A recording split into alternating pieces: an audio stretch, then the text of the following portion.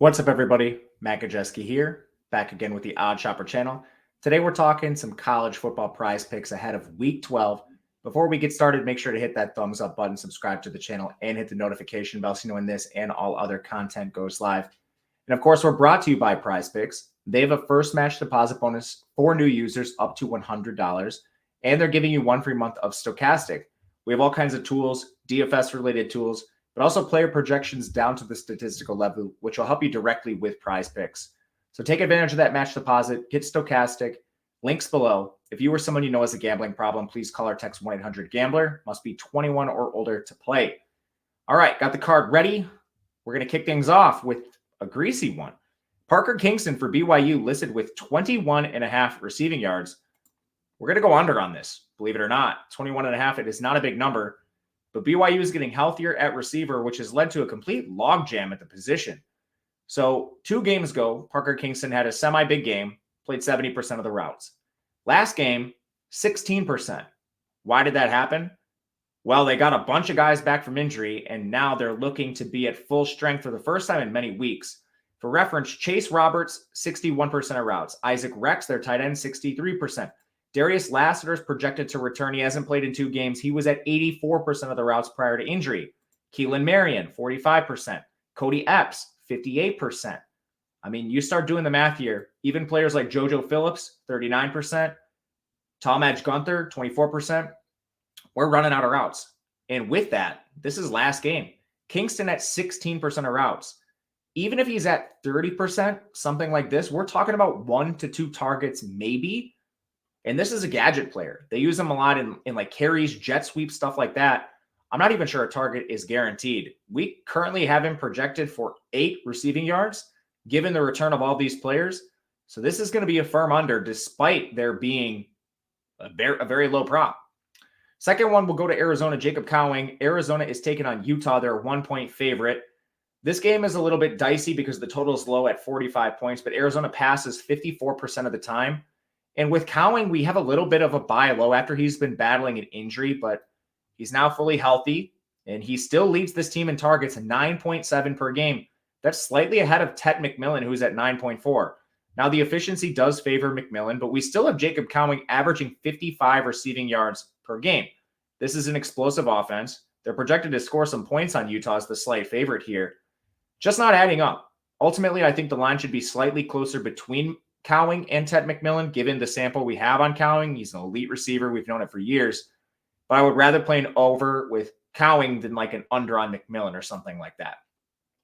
Third one, we're going to Brock Bowers. This might surprise some of you guys. Just 4 targets in his return from injury. But the underlying metrics for Brock Bowers are very encouraging. His first game back, he played 83% of the routes. 83%. He's now another week removed from the tightrope ankle surgery.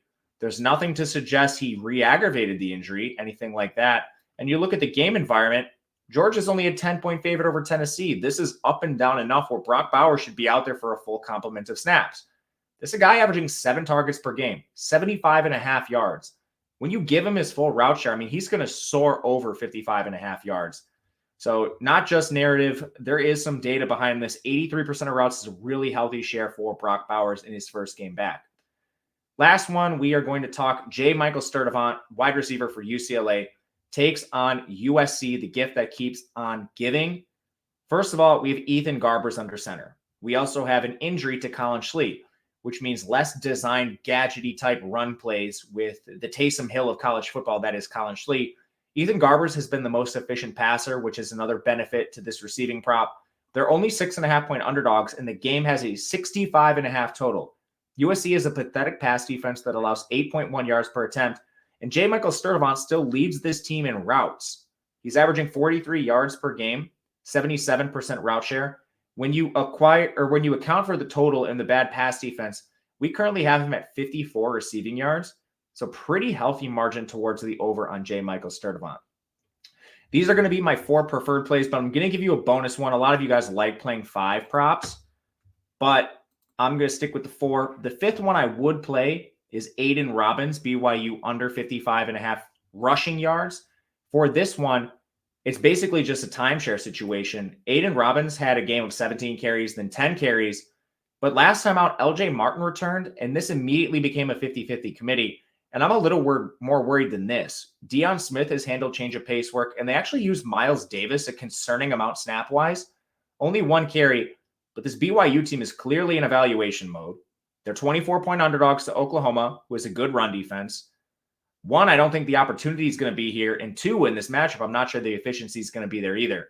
We project this towards the under. Not quite enough for me to bet personally, but if you want a fifth one, this is where I'd go. Fortunately, the benefit of playing 4, you get a choice between power plays and flex plays. Power plays, you need to get all 4 correct, but it pays 10x. Flex plays, 4 correct pays 5x, and 3 correct, 1.5 times. So a little bit of insurance there. Confident in these. We're going to do the full power play and put this one through. If you have a comment, please leave it below. If you have a question, reach out to me on Twitter at Matt_Gajewski. Otherwise, thank you for watching. We'll be back again next week with more prize picks. Until then, good luck, and we'll see you later.